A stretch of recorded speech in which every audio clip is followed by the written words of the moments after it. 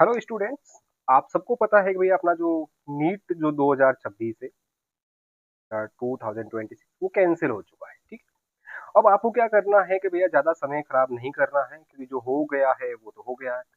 अब जिसका पेपर चाहे अच्छा गया हो चाहे बुरा गया हो, उसको अब ज्यादा नहीं सोचना है, क्योंकि अब आप इस चीज को बदल नहीं सकते।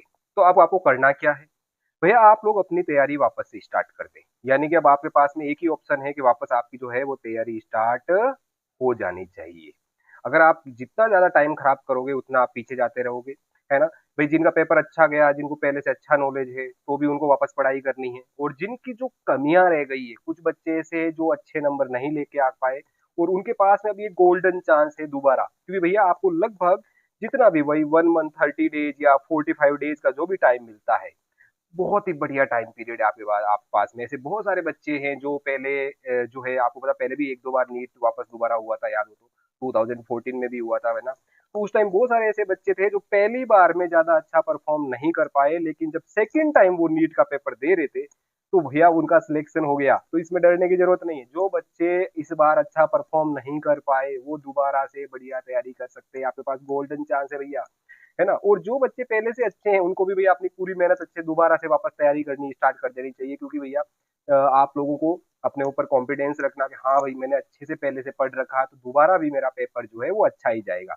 उसमें कोई कमी नहीं रहेगी। समझ गए। तो अब आपको सीधा शेड्यूल बनाना कि भाई तैयारी करनी कैसे। आपको पता है आपके पास में भैया 3 सब्जेक्ट है, फिजिक्स केमिस्ट्री एंड बायोलॉजी। तो देखो भैया, फिजिक्स के केमिस्ट्री के हिसाब आपको पता है भाई, फिजिक्स के अंदर आपको क्या करना है कि भैया आपको बिना ट्यूशन प्रैक्टिस के चलना ही नहीं है ना। बिना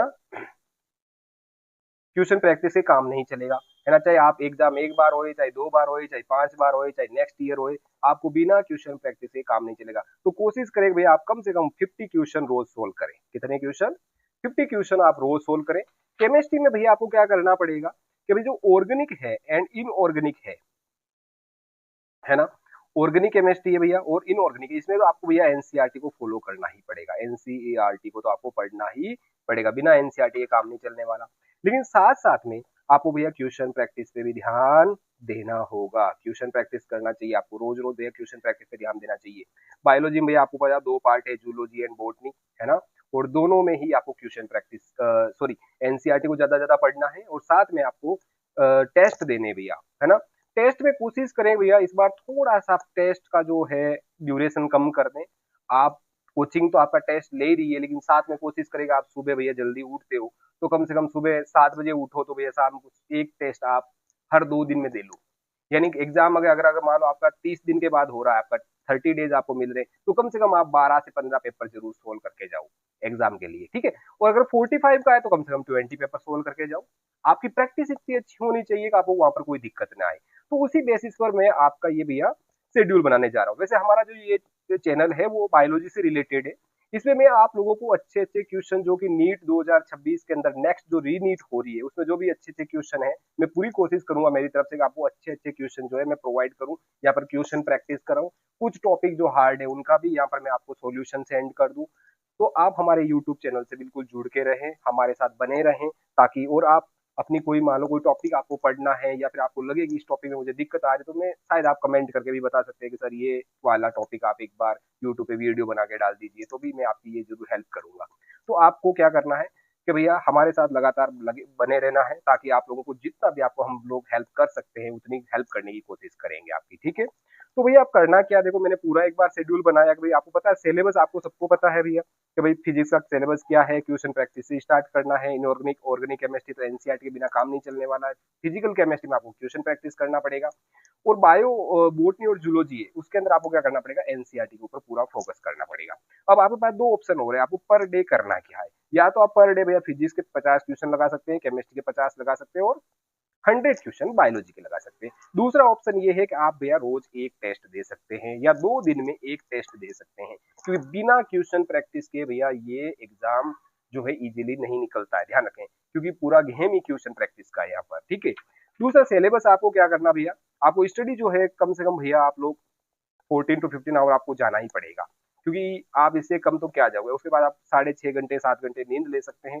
उसके बाद 1 घंटा आप व्यायाम करें भैया, थोड़ा बहुत आपको जो भी डीप ब्रीथिंग करना है, घूमना है, या साइकिलिंग करनी है, दौड़ना, थोड़ा सा बॉडी को क्या करना है, मजबूत बना के रखना है, ताकि क्या है बॉडी जो है अच्छे से जो है चीजों को पूरा आपका, अगर आप लोग बिल्कुल बैठे रहोगे पूरे दिन तो फिर भैया इतना बॉडी जो अपना रेस्पॉन्स नहीं कर पाएगी। लेकिन आप थोड़ा सा व्यायाम कर लोगे तो आपकी बॉडी बढ़िया से काम करेगी, पूरे दिन आप इजीली बैठ पाओगे 10-12 घंटे 15 घंटे, है ना। बायोलॉजी में आपको क्या करना भैया, क्वेश्चन प्रैक्टिस के साथ साथ आपको एनसीईआरटी के ऊपर पूरा फोकस करना है और हमारे यूट्यूब चैनल के साथ जुड़े रहना है, ताकि आपको क्वेश्चन बायोलॉजी से रिलेटेड क्वेश्चन प्रैक्टिस और कुछ इंपॉर्टेंट टॉपिक मैं आपको यहाँ पर अवेलेबल करा दूंगा। अब आप लोग खुद देखिए कि ये वाली अपनी 12th की एनसीईआरटी है, ठीक है भाई। अगर मैं 12th की एनसीईआरटी की बात करूं तो आपके सामने जो ये टॉपिक है, इन टॉपिक्स को क्या करो आप बॉटनी और जूलॉजी में डिवाइड कर लो भैया। किसमें कर लेंगे आप लोग, बॉटनी और जूलॉजी में डिवाइड कर लेंगे आप लोग, ठीक है। अगर आपका ये बॉटनी और जूलॉजी में डिवाइड हो जाता है तो क्या होगा भैया, इसमें भी आप ये देखो कि भैया कौन सा चैप्टर जो है आपको दिक्कत कर रहा है बॉटनी वाला और कौन सा आपके लिए सिंपल है। इसमें आप भैया अपने टॉपिक वाइज भी आप क्या कर सकते हो, रीड कर सकते हो। जैसे मान लो आपको पता है sexual reproduction in flowering plant है, तो उसमें आपको कौन सा टॉपिक जो है वो समझ में नहीं आ रहा है, यानी किस चीज के ऊपर आपको ज्यादा दिक्कत आ रही है। ऐसा नहीं कि आप भैया पूरे चैप्टर को वैसे ही पढ़ रहे हो जैसे पहले, जैसे शुरुआत के अंदर अपन जब तैयारी स्टार्ट करते हैं नेक्स्ट ईयर की, उस हिसाब से नहीं पढ़ना है, इसको थोड़ा स्पीड से पढ़ना है और वो चीज देखनी है कि भैया मुझे कौन सी चीज में दिक्कत आ रही है। अगर मान लो आपको लगे भाई मुझे यहाँ पर only for ovule the pistil megasporangium और एम्ब्रियो सेक वाले पार्ट में दिक्कत हो रही है, तो इसको अच्छे से डीपली रीड करना, अच्छे से एक एक लाइन को रीड करना और उसके बाद इससे क्वेश्चन प्रैक्टिस करने हैं। तो इससे क्या होगा, आपका ये टॉपिक स्ट्रॉन्ग हो जाएगा भैया, है ना। इसी तरह से आप अगर मान लो आपको लगे भाई मुझे पोलिनेशन में पूरा अच्छे से आता है लेकिन मुझे डबल फर्टिलाइजेशन में प्रॉब्लम है, तो भैया डबल फर्टिलाइजेशन वाले टॉपिक को बढ़िया से डीपली रीड कर लेना और बाकी को फटाफट फटाफट थोड़ा सा पढ़ के आप क्या कर सकते हैं, क्वेश्चन प्रैक्टिस कर सकते हैं। तो यानी आपको बायो के अंदर एनसीईआरटी में बेस्ट रहना है ज्यादातर, भले ही पेपर कितना ही हार्ड आ जाए, लेकिन कितने भी ज्यादा 10 क्वेश्चन आप लोगों को वो बाहर से दे सकता है, 80 क्वेश्चन तो फिर भी आपके एनसीईआरटी से ही आने के चांस रहेंगे पूरे के पूरे। तो आपको क्या करना है इन चीजों में, आपको क्या करना है, बायो को 2 पार्ट में डिवाइड कर लेना है। कैसे आप 2 पार्ट में डिवाइड करोगे भैया, जैसे मान लो मैंने बना रखा है बायो को क्या करना है, आपको पहले तो आपको 2 चैप्टर पर डे कंप्लीट करने की कोशिश करनी, कम से कम आप 2 चैप्टर, है ना, एक चैप्टर ले लो सिंपल और दूसरा चैप्टर ले लो हार्ड, ठीक है। इससे क्या होगा, आपका 15 दिन के अंदर कोर्स कंप्लीट हो जाएगा इजीली, है ना। आपका थोड़ा भार जो है दिमाग के ऊपर वो कम हो जाएगा। बोटनी को भी 2 पार्ट में डिवाइड कर लो, हार्ड चैप्टर और सिंपल चैप्टर। जूलॉजी को भी 2 पार्ट में डिवाइड कर लो, हार्ड चैप्टर और सिंपल चैप्टर। इससे क्या फायदा होगा कि आपके ऊपर प्रेशर नहीं रहेगा, क्योंकि आपका एक तरफ बोटनी चल रही है, एक तरफ जूलॉजी चल रही है, 2 पार्ट एक बार में, बोटनी भी चल रही है, जूलॉजी भी चल रही है।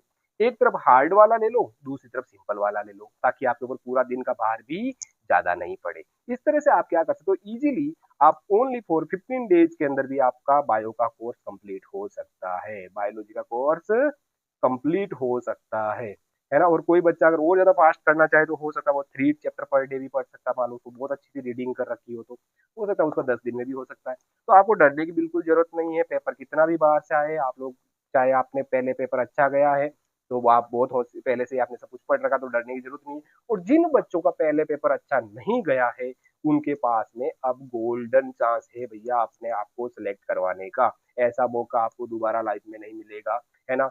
1 साल बच जाएगा आपका, ठीक है। तो आप भैया नेक्स्ट ईयर जो है नेक्स्ट तैयारी करना स्टार्ट कर दे और बढ़िया से अपना शेड्यूल बनाए फिजिक्स केमिस्ट्री बायो का।